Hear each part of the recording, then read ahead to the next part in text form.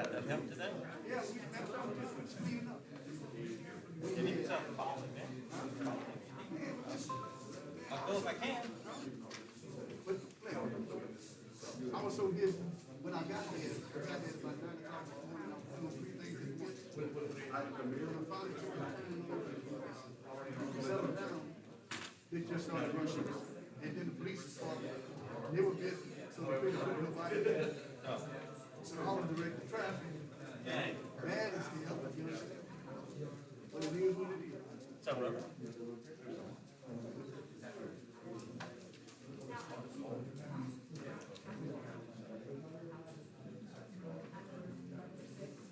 Okay, thank you. Everything going good for you? Yes, sir. Let me tell you this.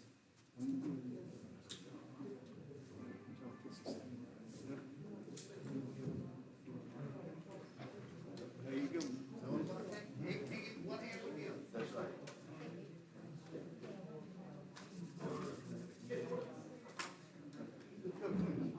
Hey.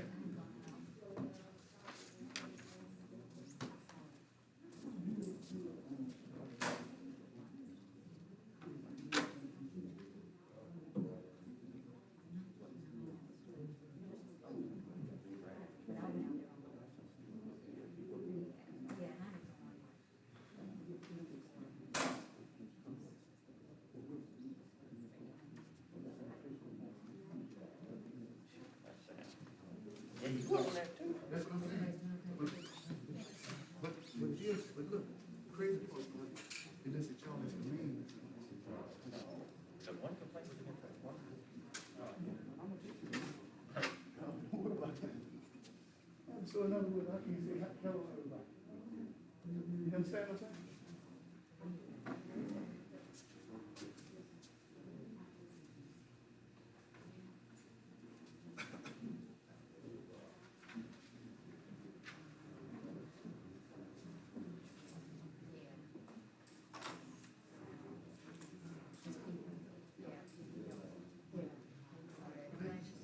Thank you.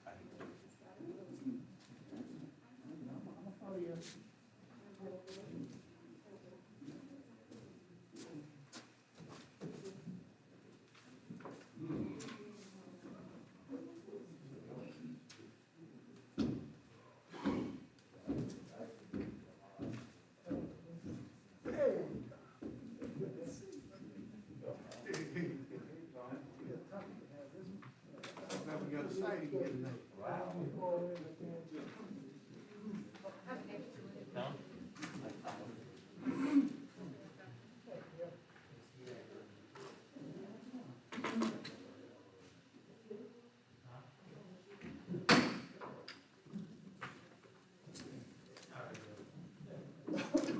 Pledge of allegiance, Mr. Fogelman. Mayor, I pledge allegiance to the flag of the United States of America, and to the republic which stands, one nation, under God, indivisible, with liberty and justice for all. Thank you. Invocation, Mr. Martin. In the Father, Son, Holy Spirit, amen. Almighty Father, we come to you on this glorious day, a day we hadn't seen in a while, Almighty Father. It was warm and everything was happening today, Lord. I just thank you that you gave us the power to help those in need. We were able to give out over 1,000 boxes of food today, Lord, to those that need it. And I just want to say thank you. And I hope that you guide this council's decisions tonight to to not only better the city of Crowley, but also better every citizen here that's in the listening ear and those who are not here. We ask that you give us the strength and the mind to make sure that our decisions are made in the righteous and true way that you would have us. In Jesus' name I pray. Father, Son, Holy Spirit, amen. Thank you. Madam Clerk, will you call?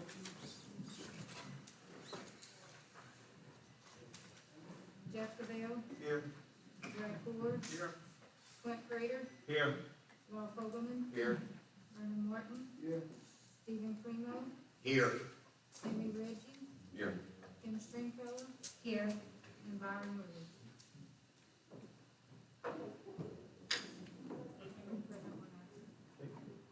Thank you, Madam Clerk. Okay, we're now temporarily close this meeting, open up public hearing. Microphone's on.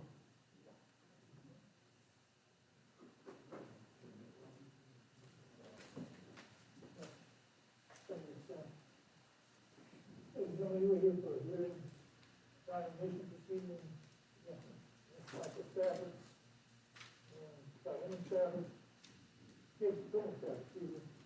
Lot 1 and 2, Block 2 of the Southern Resort, District City of Crowley, Bangor Municipal Address 1008 West 7th Street. Anyone here for Mr. and Ms. Stafford? Here?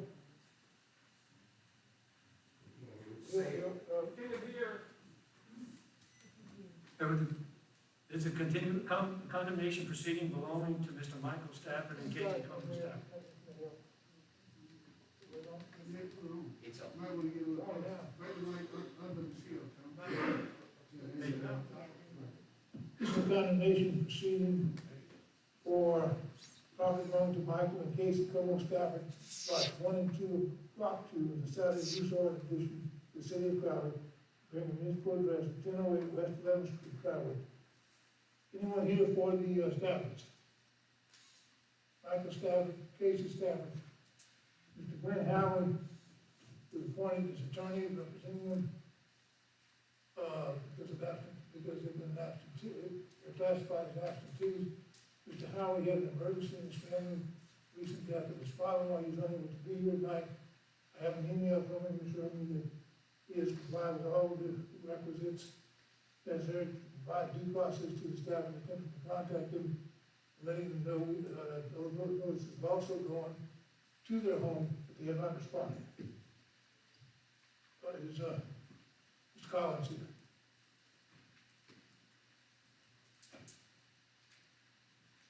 On behalf of the city, we're here to present the city's evidence regarding to the home.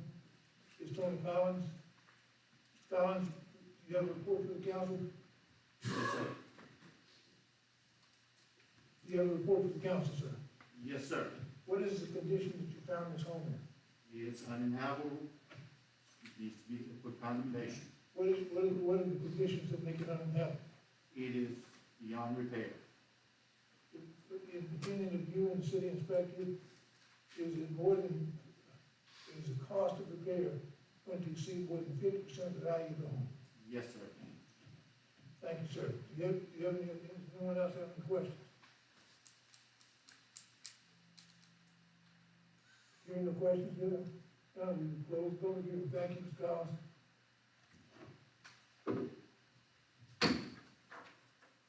That particular public hearing is closed. Next is item B. Proposed ordinance. Tom, you wanted to read it? I'm just fixed for that. Okay. I'll get this situated. Apologize, at the end of my,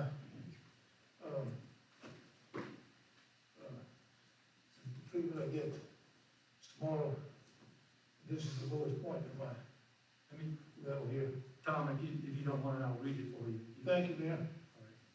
All right, next, proposed ordinance 1513 is an ordinance to provide for the legal collection and administration of a 5% hotel occupancy tax for the occupancy of hotel rooms as defined herein, including defining the terms as used herein, leaving and providing for the assessment, collection, payment, and dedication of the proceeds of said tax as provided or in the proposition approved by the electors of the city of Crowley on the 5th day of December 2020, perpetually commencing on the first day of April 2021, providing rules and regulations for the enforcement of this ordinance and for the collection of the tax levied hereby, providing violations of the provisions of this ordinance and the penalties therefore, providing that this ordinance shall be incorporated into chapter 11 of the Code of Ordinances of the city of Crowley, to repeal all ordinance or parts of ordinances contrary thereto or in conflict therewith, to provide for provisions hereof,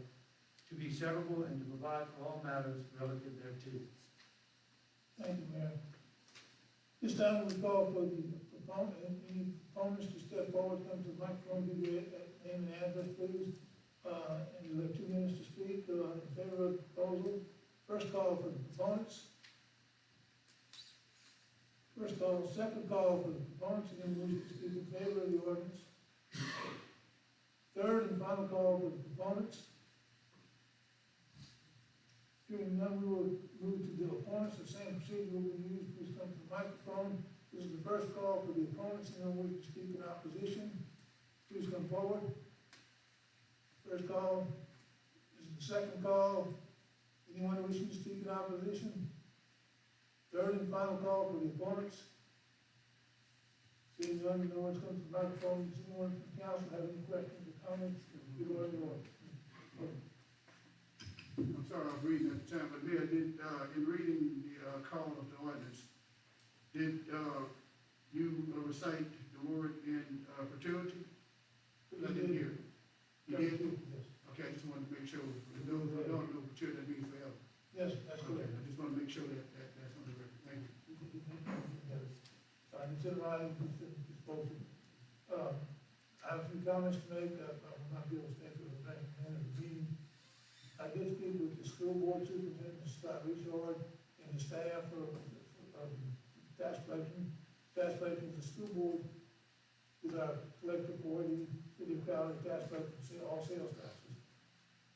This tax is slightly different. Mayor and I spoke with, Superintendent Richard. The school board asked that we contact the Katy Parish Tourist Commission, because they do not, the school board does not collect the commission's tax. It's an unusual, unfortunately. We don't have one tax collector, we have to have 2. They suggested that the commission would be in a better position, because their program does not accommodate this type of tax. It would have to be a substantial rewrite of the program and procedures. I've been in touch with Sam Miller, with the commission, Mr. Lee Lawrence, who is the city of Crowley's board member of the commission. They are very favor of doing this, because the city will pay 1.5% of gross, just like the Regional School Board for the collection of the tax. Tonight, we don't have a firm answer from them. We have a tentative answer. They will meet the formal session tomorrow night to approve it. I'm recommending that there, the procedure of adopting the ordinance contingent upon the name of the school board for the removed state county tourist commission in the body of the ordinance. You'll see that in section 19 of this. I'm sorry, it's the name, is where the name, it's also, it's in the definitions where we define who the tax collector is. In that document, the reference to the tax collector, who is the tax collector. I recommend that you favorable consideration. Thank you very much. My question would be is, so the tax that's collected, does it go into a particular line item account? Or just goes in the general fund? When you go, it's a dedicated tax. And it, I'm sorry, it's a dedicated tax. so it goes We're to, going to a dedicated fund, we're not going to a general fund. so like tourism or something? No, Dedication for we're this. going to a specific tax account. Okay, It will then be transferred in accordance with the limitations that are contained, restrictions that are contained in the adoption of both the ordinance as well as the enabling legislation and the election code. It's proposition, is looking at things, it is petroleum business. Mark, Tom, I don't know about the rest of y'all, but I had a few people call me and ask me, what exactly is the hotel tax? And the first question that came up was, so y'all just gonna, tax hotel? I said, no. That's, and Tom, if you don't mind, I know it's just kind of hard for you to read, but, if you go to B, for the record, whether the mayor reads it or not, I think that we need to let the audience know that the hotel tax, even though it's designated as hotel tax, that can be any bread and breakfast, anything where transits come in and stay overnight or whatever. So if you have a rooming house, yes, the tax is first effective. part of that, we define the word hotel occupancy as a taxable transaction wherein. Tom, would you like me to read it? When you'll be here? Person who is paying for the hotel room, camping site, the bed and breakfast room, the suite, where they have these families, hotels have 30 possibly looking after the suite. Those are transactions, the transit transactions, not people who are permanently living or leasing property here. Only those who are occupying the room for overnight type of thing, type of visitation, will be taxed. And one of the other questions they had, why are we paying another tax? And I explained to them, if you're a citizen of Crowley, the only time you're gonna pay a tax is people who live in the hotel. Exactly, yes, sir, you're absolutely Make that correct. clear. Thank you. Any other questions? Thank you, Mr. Mayor, members of council. Pleasure to be back here with you. I hope you join us soon, much longer period of time, as time progresses and my position continues to improve. Hopefully, we'll move to the two shots close and get you, I'll be able to justice that as well. Thank you, you very much. thank you, Tom. Thank you for coming this evening. Yes, sir. Okay, we're now close public hearing. We'll reopen our meeting. Okay, next is the presentation of proclamation of Black History Month.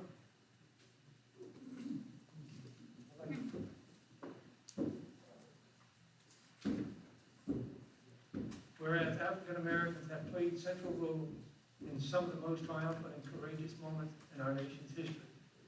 And whereas during National Black History Month, we honor the rich heritage of African Americans and pay tribute to their many contributions to our nation. And the theme of Black History Month for 2021 is the Black family. Representation, identity, and diversity. And according to the Association for the Study of African American Life and History, Black family offers a rich tapestry of images for exploring the African American past and present.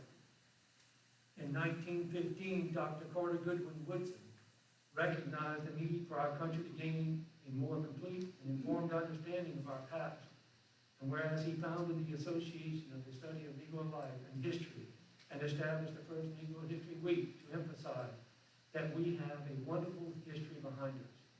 And whereas through the pioneering efforts of Dr. Woodson and the hard work of the association, this observance officially became Black History Month in 1976. And whereas for generations, African Americans have strengthened our nation by urging reforms, overcoming obstacles, and breaking down barriers. And whereas during Black History Month, we recognize these champions of justice and the sacrifices they made to bring us to this point. We honor the contributions of African Americans since our country's beginning, and we recommit to reaching for a day when no person is judged by anything but the content of their character. And whereas we rejoice in the victories won by men and women who believe in the idea of a just and fair America, we remember that throughout history our success has been driven by bold individuals who were willing to speak out and change the status quo. Whereas African Americans reflect a proud legacy of courage and dedication that has helped to guide our nation's success and prosperity. Whereas the city of Crowley has been fortunate to have many African American citizens who have contributed in a direct positive way to our community, we take this opportunity to recognize two of those leaders And if you could come up, please. In recognition of Bishop Louis Dugas, the Dugas family, please, and who passed away on October 23rd, 2019, and Mr. Robert Dominic, who continued to lead by example.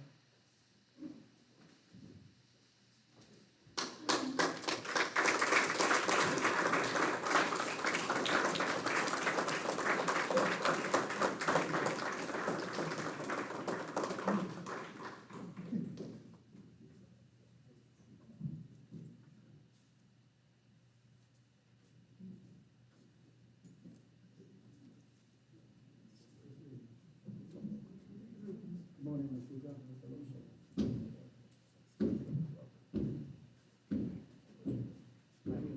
Right there, but you can face the crowd, please. Thank you.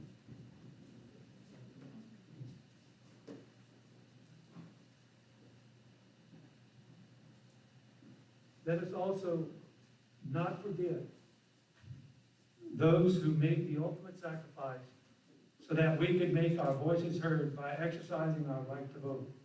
Even in the face of legal challenges, every eligible voter should not take for granted what is our right to shape our democracy.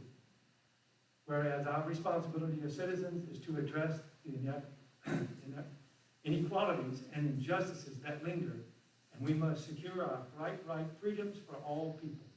Therefore, I, Tim Monson, Mayor of the City of Crowley, do hereby declare February month as a National Black History Month, and congratulations.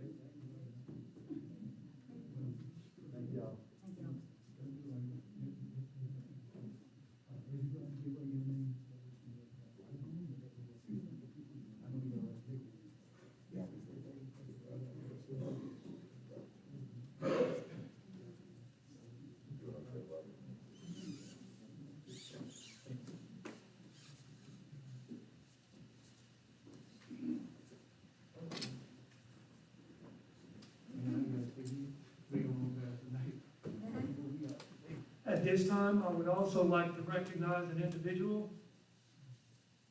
for his leadership, his role in community service, has been on the city council for 26 plus years. And I do want to thank Mr. Vernon Martin, if you could stand up, please.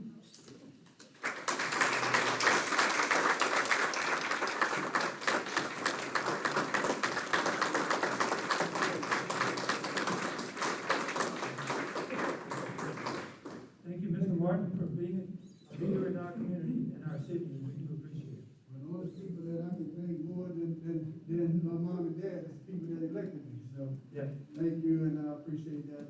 That was, real nice of you, but every day is a work in progress, and Yes. working together is something that I continue to thrive for, and everything that we do is for the betterment of the city, and I thank you for that. Thank you. Yes, sir, thank you. All right, next, we'll move on to our next item. Number 7 is appearances. Appearances by representatives of GeoService and sustainability partners regarding their contract for Recreation Department's turf and lighting improvement projects. Please state your name, sir.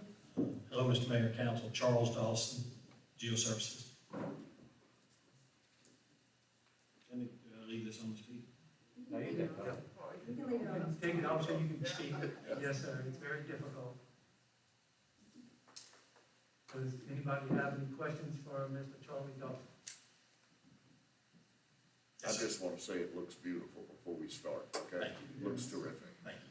If we can get a little break with some weather, yes. we'll make some good progress. Mr. Cradle?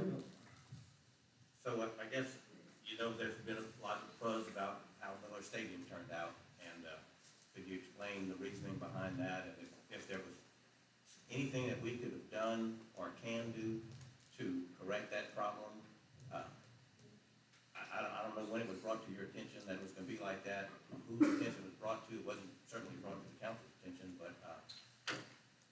could you kind of walk us through that process? Because, I mean, I've been getting a lot of calls. Sure.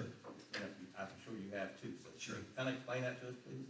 Okay, and what we're seeing at Miller is not that uncommon when you're talking about stadiums that were built in the era that Miller was built. So you've got, when we started the project, we surveyed in the existing playing surface.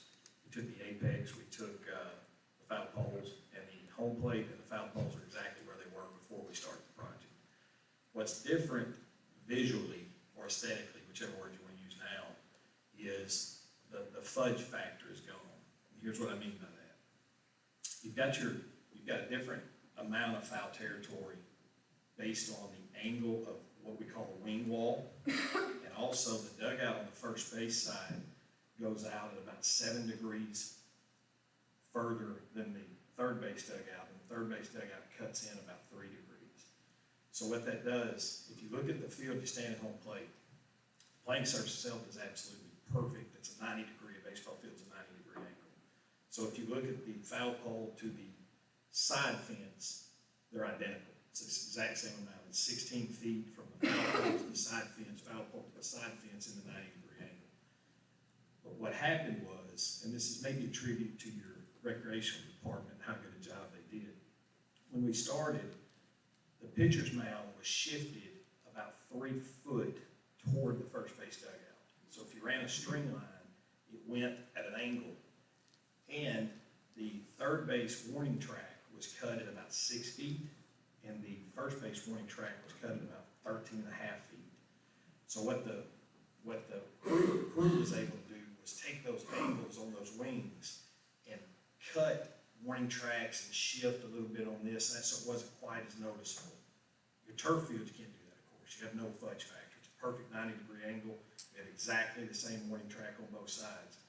And I think the most noticeable thing about it is, by rule, the distance of your coach's box is determined by rule how far it is off the foul line. So if you'll notice, your third base coach's box is in the warning track, to where your first base coach's box is off the warning track.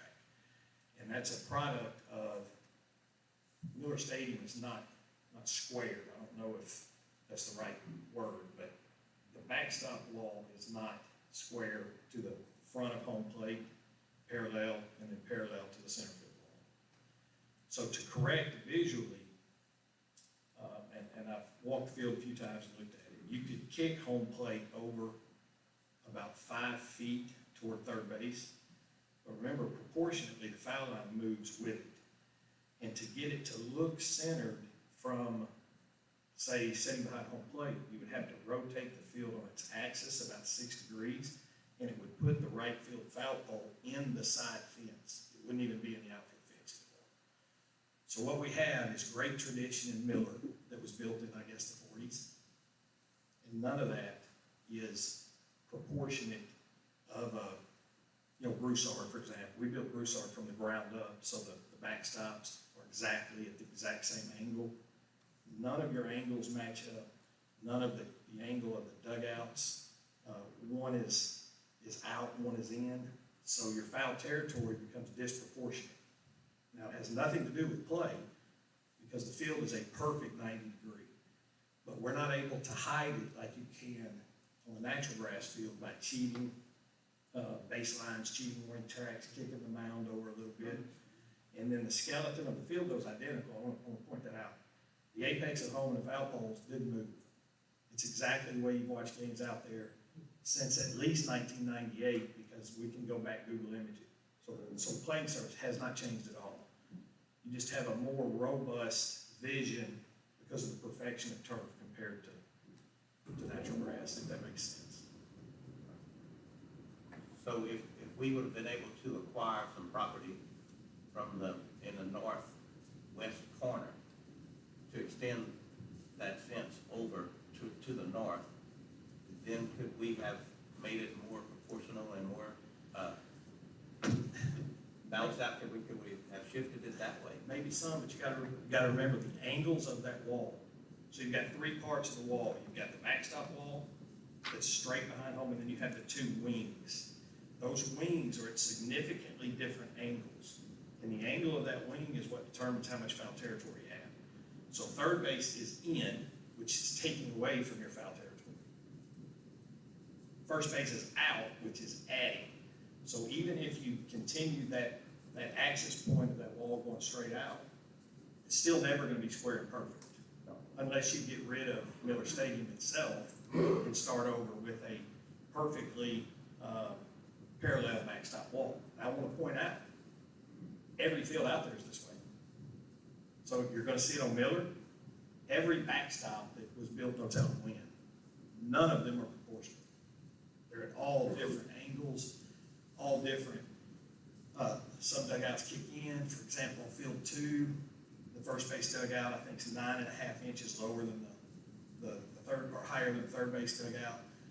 So when you're building a project not brand new from scratch, you kind of have to shoehorn fields into the existing elevations and perimeters around it.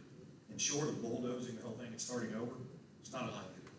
If you'll look back at stadiums, even like Wrigley Field or Evans Field, all of them are exactly like Miller. So, maybe it's a feather in your cap that you don't have a cookie cutter, brand new, everything exactly the same. To me, that's what makes Miller what Miller is. It's not a cookie cutter park of the 2000s. It is an Evans Field, Wrigley Field era of build that has all these strange nooks and crannies and weird foul lines. And if you Google even the images of those old stadiums, they're exactly like Miller, which is, I don't think, a bad thing. Mr. Martin? Okay, can you see this in the frame? Yes. Okay, question I have is this. I play softball, baseball, or what. Are you saying right here, on home plate, if you take a string in the plumb, that it would go straight across without the backstop having no interference with anything? Only is a visual thing? Yes. Okay, so basically, if US AAA says, okay, we're coming in to inspect the field, it wouldn't have any problem? No, there's no rule foul territory. Thank you. Yes, sir. You see that? You see this? In other words, saying even though the backstop is like Clint said, is off, the real, I'm sorry. If I may, I don't want to take the meeting. What I showed was this. It's called a plumb from, well, we call the back of the plate, which is the point. You take that string and you go across, it would go directly across the center of the pitcher's mound and second base. That's the only thing that's true. And what he's talking about, it's called bending, what you're talking about when you adjust from one point to another. We played in Omaha with US AAA. And it was weird because, as you said, some of the found, when we were standing, unless you knew where you was, it looked like the whole field was off. But like I always say, you can have many color of apples, but when you take the peelings off, it's still an apple. So that's what I was asking. Thank you. Yes, sir. Mr. Gord? I too want to compliment you on your excellent quality workmanship. It's really, really nice. All the grade is set. It's outstanding. The only, I guess, concern that I had at Miller when I walked out there, you mentioned the coach's box on the third baseline being far out. I'm not a big baseball avid fan, played in the Pony League, but that was about it years ago. But my concern would be when a player comes around third base, is he going to collide into those coaches, that coach's box area? Just thinking about safety concerns, but that's primarily my question. Well, those coaches' boxes are installed in dimensions that are by rule by the NFHS, which is the governing body for Louisiana high schools. So, now, do you have to have them? No, you don't have to have them. They're a recommendation, but no, it'll comply with all of your rules and necessary. So the distance between the third base line and home plate, the coach's box area, that's within spec? That's by rule. And what Mr. Clandis, or anybody that goes by, the first thing they're gonna notice is, why is the third base coach's box literally in the warning track, and why is the other one not? And it's completely to do with the angle of the ball. But no, it's in the right place dimensionally. Right, as long as it's, we don't have an issue with safety. I don't want somebody No, to sir. get hurt out there and say because your coach's box, No, someone's sir. fine. No, sir. That's Now, you fine. could move it into that green, Right? for aesthetics, but it would not be by rule. Then you would have the coach too close to the playing surface. So you don't want to. I was making sure they weren't Yes. too close to the playing No, surface. Okay, thank you. Thank you.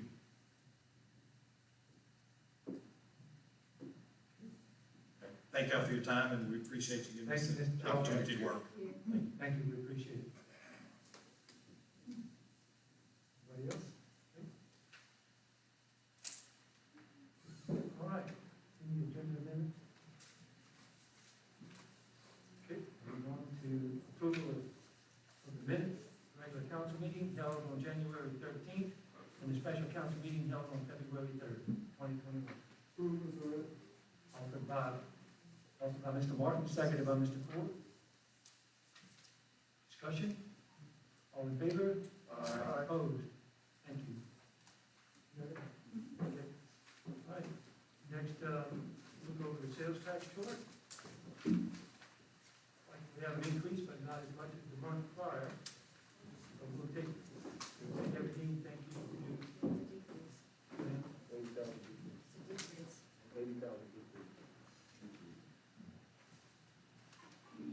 Oh, yes, from the month, year prior, but, we have a, I'm sorry. I know. Overall, for the year, it's an increase, but from month to month comparison, it is a decrease, yeah. Okay. Next, we'll move on to the use of food storage. Usually kind of run with each other, whenever one goes down, the other one goes down, but as you can tell, we still have an increase. Good. And next is our budget analysis. Looks like our expenditures are doing well. Should be averaging at about 33, or we are less. There are a couple of things that haven't come in yet. And, but they should all be, doing well at this point. Okay, we'll move into standing committee reports, Public Works Committee, Mr. Clayton. I just got a text from somebody said they filled out a speaker card. Oh, I apologize. for the- My apologies, I was supposed to do that. Right before we got into that, I apologize, that was happening here. Mr. Grant Onsley. Mr. Grant Onsley, okay? All right, next is Mr. Rick Gilligan. My apologies, Mr. Gilligan. I was actually hoping they would have still been here, because my question was kind of one of them directed towards him, in regards to the 4 smaller fields. Being there's no permanent fence like Miller Stadium or anything for the backstop, why couldn't everything just be torn down and done correctly aesthetically? But I guess means he left already. But going further on that, a couple of weeks ago, it's just something of food of thought for the council and for you, Mr. Mayor. A couple of weeks ago, on a Saturday, I had a customer come in to buy a vehicle from me. And as we were speaking, he said, "Oh, I recognize you. You've umpired some of my daughter's softball games. We're from Sterlington." I said, "Oh." I said, "Well, man," I said, "tell me about your fields." I said, "because I know a couple of times in our proposal for our fields, the Sterlington fields were mentioned as kind of relative to what we're doing." His first words were, "the fields bankrupted us." He said, "we're now under the guidance of, or the guidance, or basically the state has taken over the city because they've gone bankrupt." So I asked him, I said, why are you blaming the fields for that? I mean, you automatically say this field's bankrupted us. And here's where the warning lies for all of you. He said, "we did not have the economic support for the fields. Whenever the fields were brought to us as a plan, it sounded great, but," he said, "we never built hotels, we never had restaurants, nothing ever developed for the fields." So he said, "with us, Monroe is 13, 14 miles away. all the players, all the parents, everybody would go to Monroe. You know, you finish a game at 2 o'clock in the afternoon on Saturday, you don't have another game till 8 o'clock in the morning. They would go to Monroe's 12, 13 miles away. No reason to come back to Sterlington to eat or to have any entertainment. So I'm urging the council and you, Mr. Mayor, to try to get a loan, which, judging by the past meetings, I don't know if that's possible with the group that we have in front of us, but I'll digress. And try to bring in some business that can support these fields. Because in relationship to what happened in Sterlington, we bring in teams from Texas, we bring in teams from Mississippi, Arkansas, New Orleans. That's great. Great, we got 40 teams here this weekend, awesome. However, whenever they leave at 3 o'clock in the afternoon and go to Lafayette to grab their hotel room and to change and to go hang out by the pool, they're not coming back to Crowley that night to eat. They're not coming back to Crowley that night for entertainment, to go watch the movies, to spend money in our town, which that was one of the biggest reasons why I supported the turfing of the fields, because of the increased tax revenue that it could bring. So I'm asking, try to bring in some economic development around this field. You know, we've been talking about it since the day the field was brought to y'all in August. Oh, we need hotels. Oh, we've been talking to hotels. Where are we at with that? I mean, are we any closer today than we were in August to getting hotels here? Are we any closer today than we were in August of bringing in chain restaurants to show the local restaurants that they can make a living? Maybe out on the service road. You know, we have a local restaurant and bar owner here in town. I'm sure before he invests in a property north of town or on that frontage road, he wants to see if somebody else out there goes out there and is successful, and maybe if he can. I mean, that would only be proper business sense, you know, to make sure that it's viable. We need to have some economic development to support these fields. Fields are great. The plan is wonderful. The gentleman that was just here answered the questions about the aesthetics of it. But we as a town, you as a council, you as a mayor, we need to do something to bring business into this town, or else we're gonna end up like other people, okay? They're gonna go to Lafayette, they're gonna go to Rain, they're gonna go to Jennings to get hotel rooms, and they're not coming back to Crowley, except for 8 o'clock in the morning whenever the kid plays ball again. So that's all I ask, is that y'all start looking at some economic development for this. Thank you. Right. No, I think that. I don't know who was first. Flip the coin, guys, come on. I couldn't agree with you more. You know, in the profession that I'm in, I see all of the tie-ins that have to be in for a project of this magnitude to develop with the supporting economic surroundings. I can tell you this, I can't speak for the administration, but my real estate company sells Crowley every day. We are cold calling, trying to get hotels. We've got 2 commercial deals going right as we speak. I can't give details, but I can assure you, I personally am doing everything we Come on, can. you get, no one here will talk, right? No one here will talk, you can give details? But no, we certainly appreciate you coming, and I couldn't agree with you more. Thank you. We need to have an ambassador, the mayor, whatever we can do to help you in that avenue, I'll be happy to share our contacts with you. Thank you, Mr. Cole, I appreciate that. Just in reference to one of your comment, I have spoken to Ms. Amy Thibodeau, and she has reached out also to 2 main chains of Holiday Inn Express, and also to, I'm trying to remember the other one, in Jennings, the, Hampton Inn, yes, yes. And, Now, have they, 'cause I know a couple of the chains have stated concerns of territorial issues. There very possibly could be, yes. Okay. Just wondering. Yep. What you got, Steph? Well, I don't know if I was next. Who's next, Mr. Martin? Thank you. Well, I don't know if this council remembered, and I don't know if it was this administration or Mayor Jones' administration, but I was the one that went, that had the invite to the governor's economic development summit in Baton Rouge. Mm-hmm. I personally spoke to 5 hotels, okay? All 5 were interested, and what they wanted most was I-10. We will not go into the city. I mean, we have to be visible. It's a competition thing.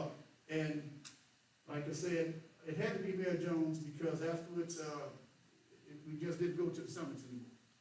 But I kept in contact with two of the hotels, and one of them, believe it or not, did do a drone shot, not a drone shot, GPS shot of the area, okay? But the main thing the hotel's looking for, believe it or not, is not the people, that's traveling, they're looking at the people inside of your city. What do you have to offer that would make them stop here instead of going another 19 miles to Lafayette? Okay? Well, if you notice, there's something in Jennings that catches everybody's attention. And what is that? Live alligators. Everybody wants to play with alligators. Not me, I'm not myself, but I'm just saying, you know, the kids, we have to offer something that only the city of Crowley would offer. And I And the think, only problem, Rick, if you just allow me sorry, to finish. sorry. And the only problem is, the things that Crowley has to offer is you have to go through town to get to it, okay? So, they like to say, they piggyback on other people. All right, Walmart is the Trans Central, whatever, it's the magnet, okay? If there's a Walmart, guess what? We coming in. But I don't know if y'all know it or not, but Walmart has what they call a territorial chief. If they can't, and I don't know how their marketing work, but if they can't get, as they say, put some sausage in the gumbo, they're not gonna allow you to come. Now, the city of Crowley, Mary, you have to check on this. We gave Walmart the chip when they came here, we gave also, you remember Stein's, okay? Now, the only reason why Lowe's came here, because Lowe's, now you remember when we brought it up, Stephen, they were outside the chip. No, if you remember, I think there was a movie theater or something where Lowe's built that. And it's only that area, because remember, right next to it is outside the city limits. But we had to work with them to get it. So what I would think with this, some of the mom and pop businesses, that's why I'm trying to see what's going on at the, on the other side of I-10. Anybody got an idea what they're building out there? So it's gonna be different businesses? It's a little strip Okay. mall. But now it's time for, and I don't wanna call out names, but like nieces and, you know, different like Gil's Gift, they have unique things that has Crowley on it, okay? So if we can take that and work with them, and like I said, maybe come with a tip to tell them, okay, for the first, 10 years, we're gonna rebate so much of your taxes back to enhance your building, or buy more inventory. Now hotels will come in and they dwell on that, because right now, that's the calling card. They gonna get people off the streets, off I-10. I mean, that's automatic. I mean, because most, like in my company, we have, 2 hotels that we could possibly stay into. But I agree with you 100%. If we work together with this, we can make it happen. Okay, but the only problem is, I mean, we all were elected as individuals. You ain't gonna get 9 people to, come together unless it's a mutual thing, and it's germane to the, topic. So I would say this right here with Crowley, one Crowley. Is Crowley a one or one Crowley? What is it? It's one Crowley. All right, one Crowley and Chamber, and if we all come together. But remember, the main, organization that has the quote-unquote tag is the police jury. Okay, anybody coming into the parish, the police jury gets it first. Am I right there? It's come through, I mean, they are the receivership of the money. So I myself, and if possible, I don't know if the governor gonna do it this year, it might be a viral, thing, but the only problem with being, as you say on computer, you can't go to that person and say, look, man, let's go out, let me tell you about the city of Crowley. Okay? We're known for rice, but sure, Road Bridge is known for rice, they're known for coffee. Right, and we have the museum, if we could put the Rice Museum on I-10, that's gonna be the calling card for Crowley. Let's do it. Okay, well, I don't know who we were talking about yet, but I just wanna, join in with that, thank you. Well, I think one thing we're missing is the, presentation we had just a couple months ago from the mill, you know. The other thing that, I know we found is Amy Thibodeau along with the board, Chamber has been working diligently. We have to also remember, when we're dealing with also with private property, we can't tell the owners what to do with their land, or how they would want to develop it. And also, you're dealing with information that essentially both parties don't want to be made public just yet. So what may be in the works, and we don't even know yet, could be, but it's not out for publication. I do believe that we have a vision that's gonna be pushing Crowley forward. We have a vehicle, you're in sales, you're not gonna buy a tank of gas unless you buy the vehicle. So, we have the vehicle, we're gonna be moving forward, we're gonna be getting the gas necessary. Other people are gonna be coming and developing within Crowley, I fully believe that. It's already shown with what the, Parmesan and Monks are willing to do, in the mill. Thank y'all. And one final thing, going back to what you had touched on, Steph, and I 100% agree. Anytime you got more than two people in a discussion, you're bound to not agree. And I agree with you. That, you know, I deal with that every day in selling cars. But I don't think any of you, mayor included, or any of these council members, aldermen at large, I don't think any of y'all went to anyone's house whenever y'all were running for office and they told y'all to just get along with everybody. I think they told y'all, if I could paraphrase, to make Crowley better. For two nights a month, y'all need to get along to make Crowley better. That's all. Y'all don't have to like each other at 10 o'clock tonight, but man, from between 6 and 8, y'all just need to get along. Stop with the insults. Stop with the innuendos. Stop with the threats. Listen to each other. Absorb what each other says, and go from there. And try to work together for the betterment of Crowley, and put your personal feelings aside where everything else is concerned. But you know what the main problem is? Okay. I mean, we only meet twice a month. Mm-hmm. There's 1,000 issues going on between the 30 days that we meet, okay? We try to put everything on the table at one time. That's the reason, right there in Lafayette, they meet, every 2 weeks. Okay, and issues that, and I'm not to call out anybody, but issues in our ward may not be conducive to, Ward 1 and Ward 3 across the street from one another. All right? You think that we should come together and do whatever. Well, here comes Ward 2. Well, we need it over here as well.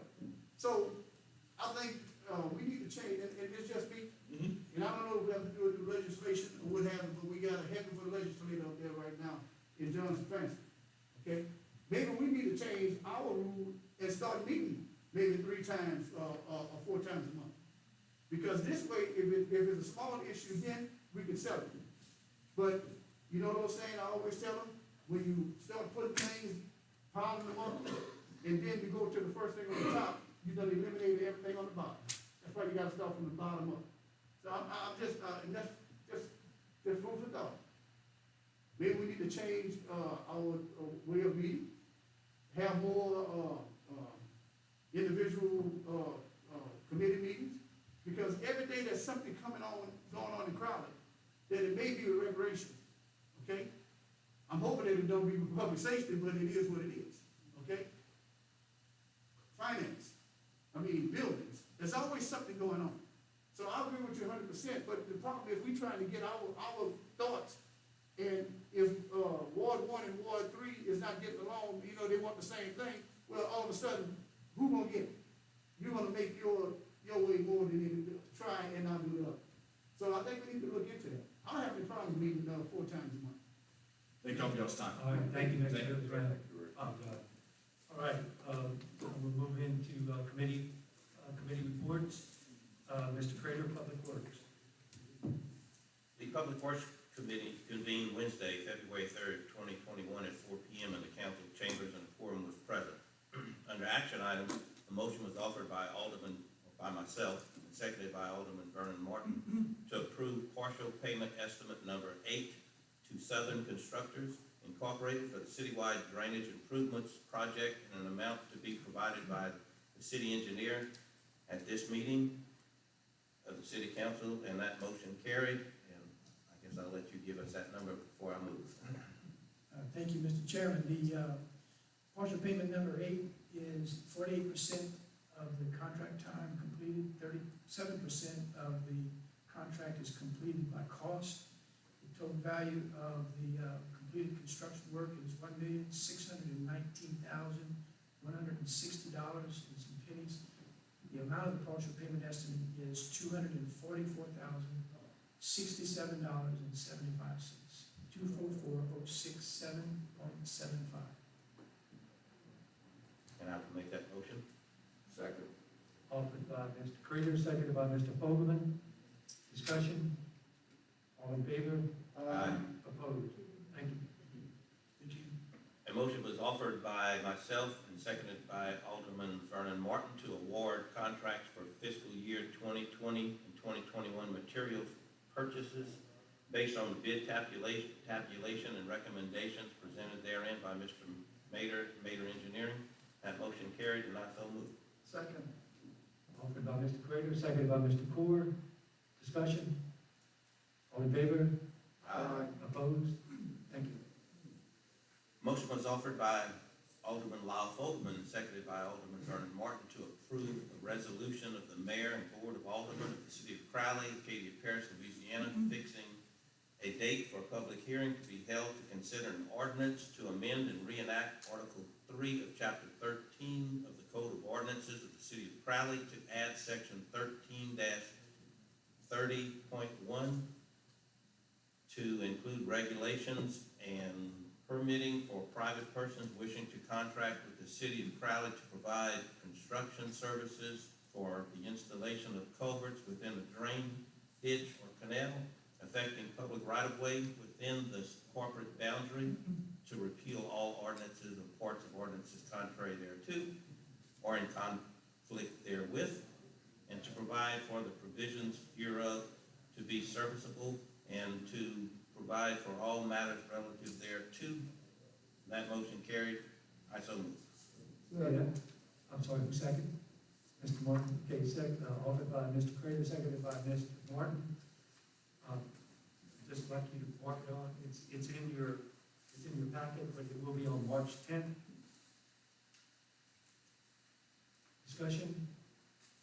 Mr. Creeder? Yeah, I'd like to amend that ordinance to include something in the neighborhood of as long as the city personnel are capable of said installation, at no time shall the city pay a contractor for installation of culverts for private persons. Point of order, Mayor. Okay. If I'm not mistaken, I'm sorry. You say you want to amend it? Yes, I'd like that verbiage in the ordinance. Okay, I'm not sure, but I think it needs to come, This is only just go to the public hearing, that's all we're doing right yeah. now. But could it during the public hearing? If you could have give, that? if you could give me that verbiage in writing, please, so I can give it to Mr. Rainey, I would be glad. Yeah, basically what he's saying is, during the public hearing, you got a right to respond to anything you want. Yeah. But it would be good to have that included during the public hearing, I think. Okay. All right, all in favor? Aye. Opposed? Under non-action items, Public Works Director, Mr. Albert John, presented the monthly Public Works Report. Street Commissioner Gilbert Ozine presented the monthly Street Department Report. And City Engineer, Mr. Tim Mader, presented the monthly Engineers Report. There was no further business to come before the Public Works Committee, and the committee recessed. Thank you, Mr. Craver. Next is Utility, Mr. Martin. Thank you, sir. Utility Committee convened Wednesday, February 3rd. We had a quorum, everyone was present.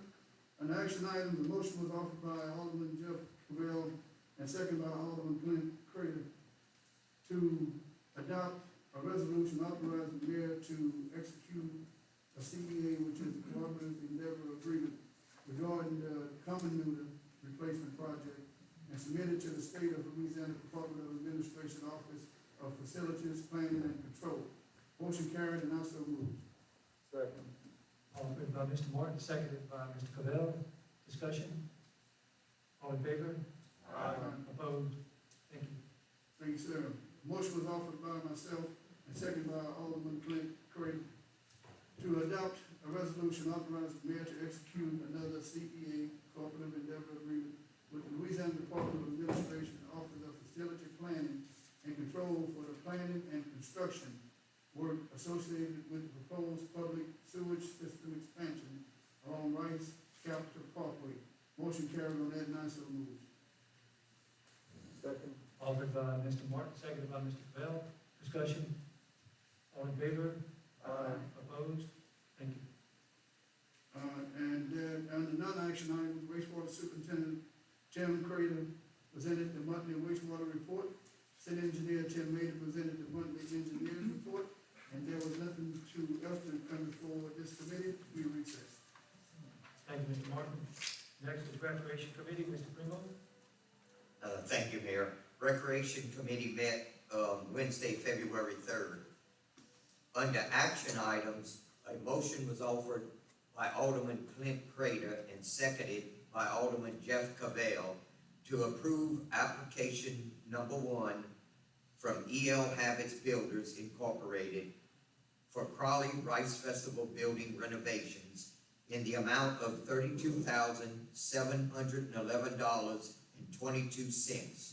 Motion carried, and I so move. Second. Offered by Mr. Primo, seconded by Mr. Cord. Discussion? All in favor? Aye. Opposed? Thank you. Under non-action items, Peter Kirsch, Recreation Director, presented the monthly Recreation Department report. Tim Mader, City Engineer, presented the monthly Engineer's report. Alderman Vernon Martin discussed the need for restrooms at the MLK Center. He thought the Recreation Director was waiting on one more bid before construction could begin.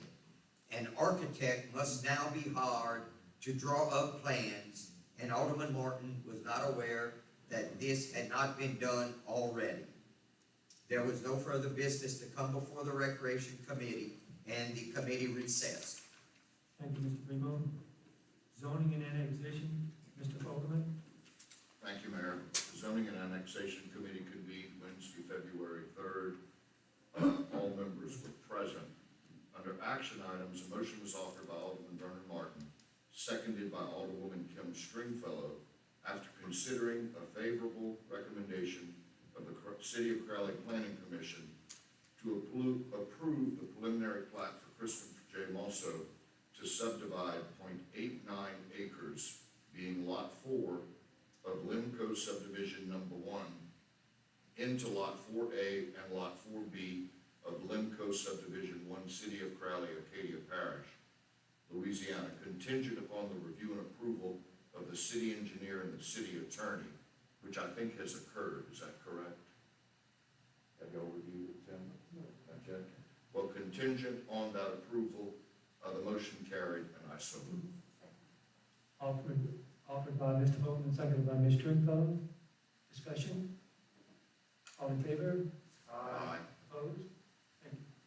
A motion was offered by Alderman Stephen Primo and seconded by Alderwoman Kim Stringfellow, after considering a favorable recommendation of the City of Crowley Planning Commission to approve the zoning change from C3 Commercial 3 to R3 Residential 3 for Harvest Trace subdivision located on Oddfellows Road. The motion carried, and I so move.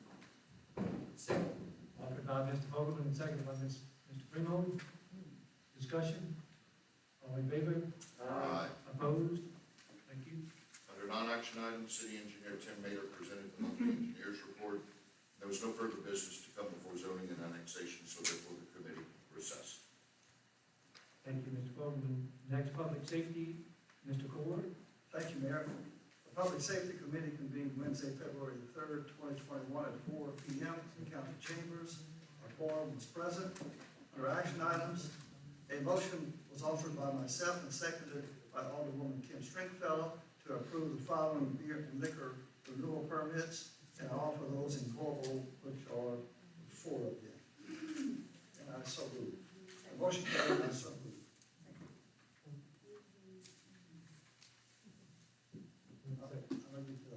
You gonna get the other two? Yes, sir. Okay, I'm sorry. Okay, offered by Mr. Cord, I'm sorry. Offered by Mr. Cord, seconded by Ms. Stringfellow. Discussion? All in favor? Aye. Opposed? Thank you. We also, council also received renewal permits for, that did not go to committee, and I offer those now. Renewals would be number 1, Pizza Hut, ADT Louisiana LLC, located 1900 North Parkinson Avenue, for a 2021 Class A retail beer permit. And the second renewal will be A&J Convenience Store, 803 West Hutchinson Avenue, represented by Damian C. Joseph, for a 2021 Class B packaged beer permit and a 2021 Class B packaged liquor permit. And I move these for approval. Offer is read. That's read. Offer is read. Okay, we're not, those two, as of today, were not signed as of yet by the chief, just yet. And I want to mention that the chief did text me and he said he responded by email Okay, to approve those. okay. She's good. Thank you, chief. Yeah, you don't have to, I said approve as read. Do I go and, add into it with the, necessary response from the chief that everything was okay? Yes, sir, in contingency, that's correct. Thank you. Yes, sir. Okay, any discussion? All in favor? Aye. Opposed? Thank you, Mr.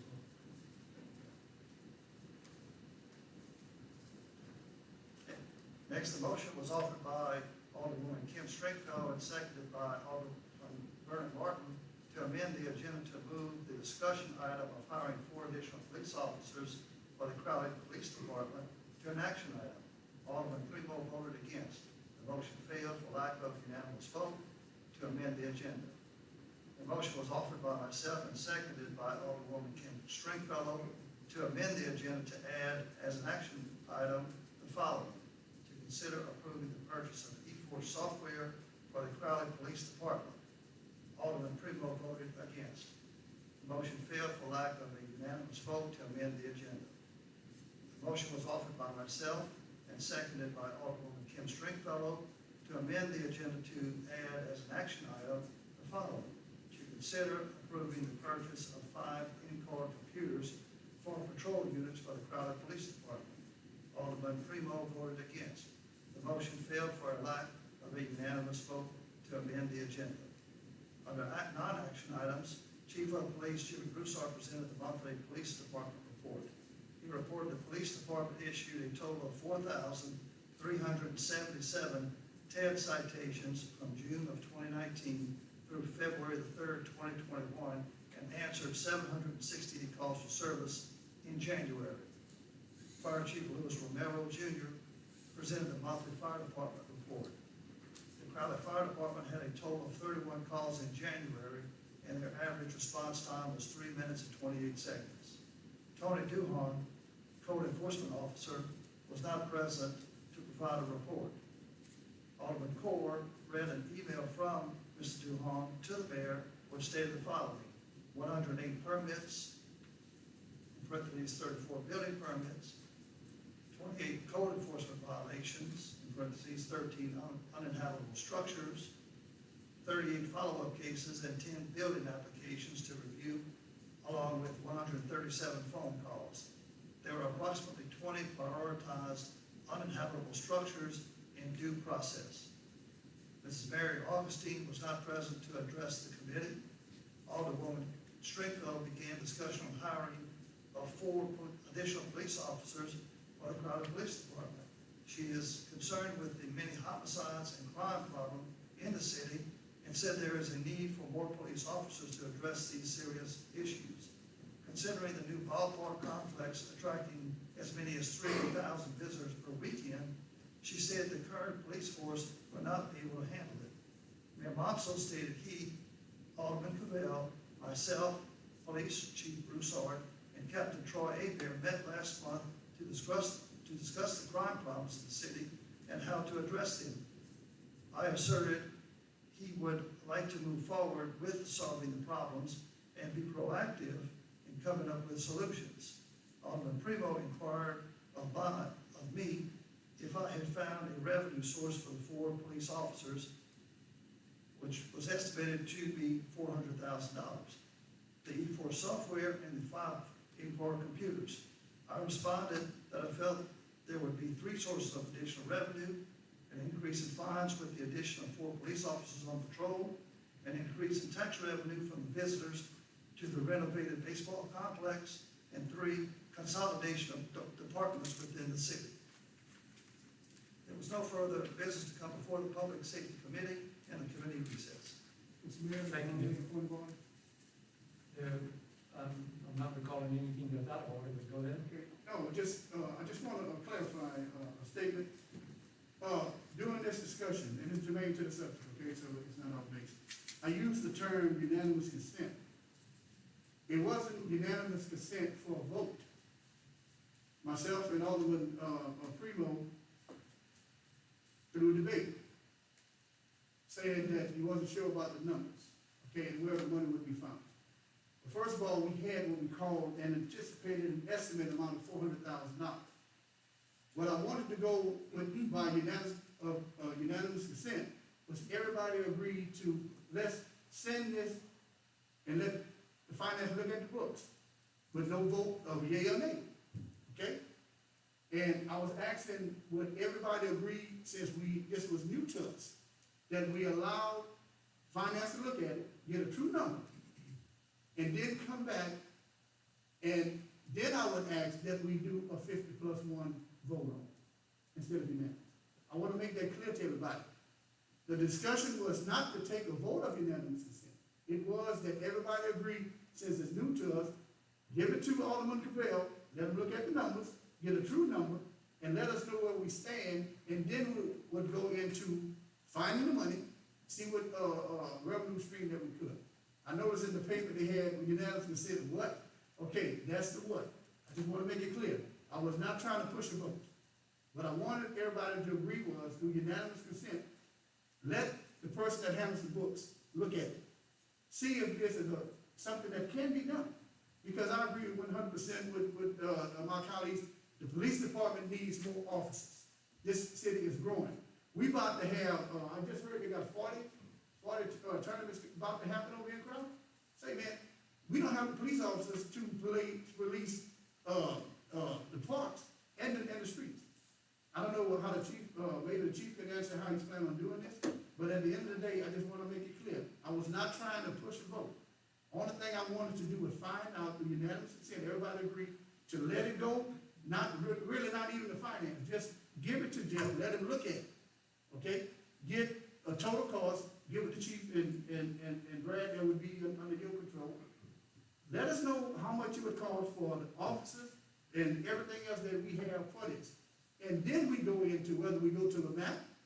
And by the way, in case you didn't know, I'm now the vice president of LAMAC, and I just want to let everybody know. So there's money out there, and I just want to make it clear, I was not trying to push the board. I just wanted everybody to agree. Let them look at the books. I mean, the number, whatever the price is, get a true price. So if it's $329,000, well, we know that's what we have to look for. I just want to make that clear. And to the person that put the ad, the post out, I thank him for that. Thank you. Okay, thank you for your comment. All right, we'll move on now. Public Buildings Committee, Mr. Woolridge is not here. Ms. Stringfellow? Thank you, Mayor. The Public Buildings Committee convened Wednesday, February 3rd.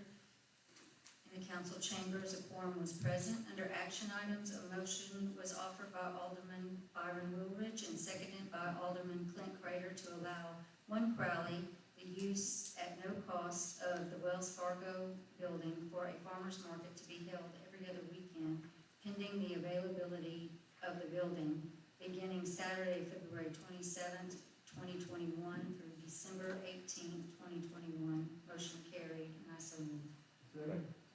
Offered by Ms. Stringfellow, seconded by Mr. Martin. Discussion? All in favor? Aye. Opposed? Thank you. Under non-action items, there were none. There being no further business to come before the Public Buildings Committee, the committee recessed. All right, thank you, ma'am, and you might as well just continue. Thank you, Mayor. Under the Insurance and Personnel Committee convened Wednesday, February 3rd. We did have a quorum present. There were no action items or non-action items. However, I will adjust my minutes, and I'm going to discuss that with Ms. Jones. There was no business to come before the Insurance and Personnel Committee, and the committee recessed. Thank you, Ms. Stringfellow. Committee on Economic Development, Mr. Reggie? Thank you, Mayor. Committee on Economic Development Committee convened Wednesday, February 3rd, 2021. action items, there were none. Under non-action items, Mayor Monto explained to the committee that LCDA does not award grants, but does provide financing to cities in the form of revenue bonds. He pointed out the city engineer's report has a list of grants the city has applied for. Mayor Monto informed the committee the city's website is being reconstructed by Andrew Gibson with Gibson PC. And I stated that the Clean the City contest judges will be in Crowley the first week of May. Since there was no contest in 2020 due to COVID-19, Crowley's entry fee for that year has been rolled over to 2021. And I would like to have, once again, maybe one, if not two, city-wide cleanup days prior to the week of the judging. And Mayor Monto informed the committee that he had a meeting with Luke Dupre and has a follow-up meeting with him and the city attorney via conference call to discuss the administrative court outline and Mr. Dupre's quality of life development strategy set. The quality of life plan can be found on the city's website.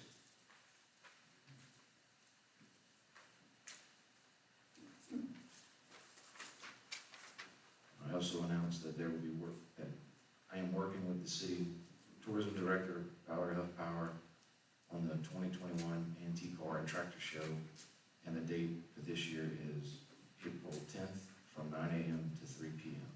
And there was no further business to come before Community and Economic Development Committee, and the committee recessed. Thank you, Mr. Reggie. Revenue and Finance, Mr. Cabell.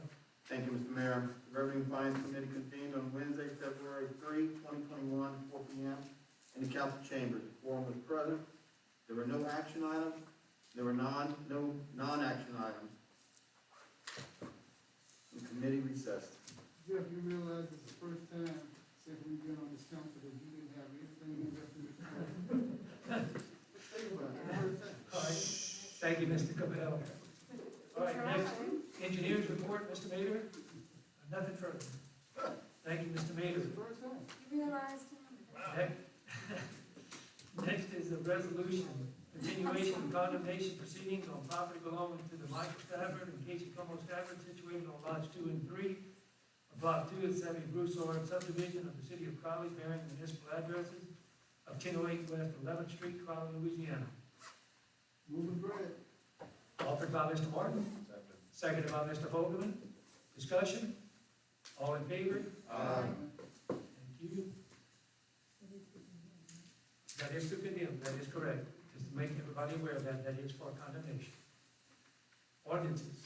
Ordinance 1513, an ordinance to provide for the levy collection and administration of a 5% hotel occupancy tax for the occupancy of hotel rooms as defined herein, including what Ms. Martin was discussing earlier with Mr. Reagan, and defining the terms as used herein, levying and providing for the assessment, collection, payment, and dedication of the proceeds of said tax as provided for in the proposition approved by the electors of the city of Crowley on the 5th day of December 2020 perpetually, commencing on the first day of April 2021, providing rules and regulations for the enforcement of this ordinance and for the collection of the tax levy, hereby providing violations of the provisions of the ordinance and the penalties therefore, providing that this ordinance shall be incorporated into chapter 11 of the Code of Ordinances of the city of Crowley, to repeal all ordinances, parts of ordinances contrary thereto or in conflict therewith, to provide for the provisions hereof to be severable, and to provide for all matters relative thereto. I'll move this right, please. Offered by Mr. Cabell, seconded by Mr. Reggie. Discussion? Mr. Mayor. Yes, sir. I know myself and Tom had a discussion. Just for the record, can you read, description B, the definition of hotel so that it could be on the record of all things, including colleges and whatnot? Yes, sir. Give me 1 second. Let me bring It's it on up. the next page. Okay. I'm sorry, third page. Under B. Under B, hotel shall mean and include any public or private establishment, hotel, inn, apartment, hotel, hostelry, tourist home or house, motel, bed and breakfast, rooming house, cottages, or cabin providing rooms, suites, or overnight camping facilities intended and designed for dwelling, lodging, or sleeping purposes to transient guests, where such establishments consist of 2 or more guest rooms and shall not include any hospital, convalescent nursing home, sanitarium, or hotel-like facility operated by or in connection with a hospital or medical clinic providing rooms exclusively for patients and family members. Yes, sir. Okay, all in favor? I'm sorry, roll call, ordinance, I apologize. Jeff Cavell, Yes. Brad Ford, Yes. Clint Fruiter, Yes. Lyle Coleman, Yes. Vernon Martin, Yes. Stephen Primo, Yes. Sammy Reggie, Yes. Jim Stringfellow, Yes. and Ron Rhodes, absent, 8 yeas, and absent. Thank you, Madam Clerk. That's passed. If there's no other business, I would offer, Mayor, we have one more. I'm sorry. Yes, you want the call? Isn't that part, the call? Unless, I don't know what happens. Hold on. That was a public hearing. No, that was it. That was a public hearing. That was the public hearing which we had. I'm sorry. Right. And the public hearing was set for what date? March 10th on that other item, yes, sir. March 10th at our meeting. 6 p.m. It's at the meeting, it's a 6 o'clock meeting, the public hearing will be first. All right, all for, anything to, adjourn? Okay, offered by Ms. Ford, seconded by Mr. Reggie, all in favor?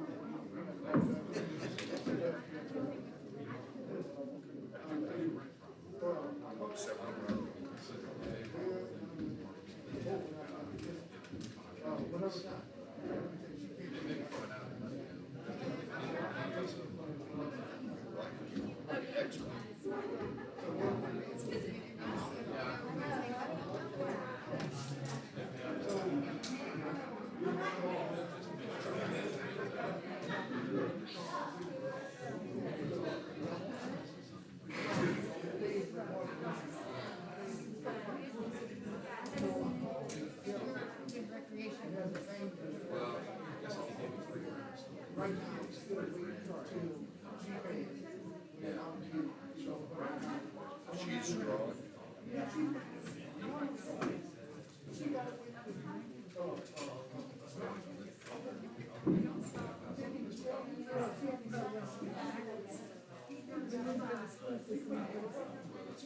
See, all of that's gonna come. I don't do community property settlements because they're. But you need to do that. You need to do it before it gets too late. No, but she's gonna spend it. She's gonna spend it. It's not burning, it's burning up. Yeah. Matter of fact, I went to, some material, people told me I had, If the money's gone, you can't get it. when you told me, she said, all right. Well, and what doesn't happen, right, is if there's any accident in the house or something like that, you'll be able to do some things for her that you send it out to you, things like that. But don't wait too late on this. The problem we have with your divorce is you didn't have a lawyer.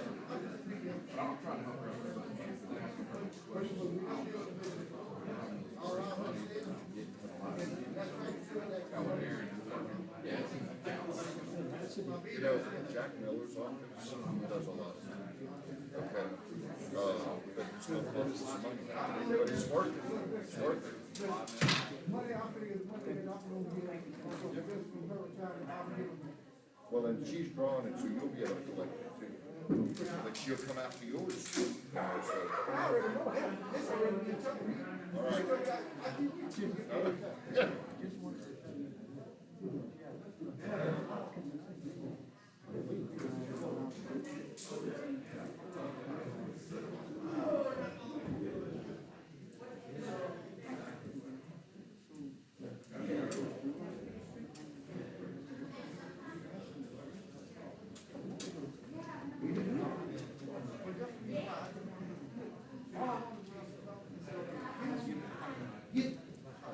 If you got the, if you got the numbers, give me the numbers.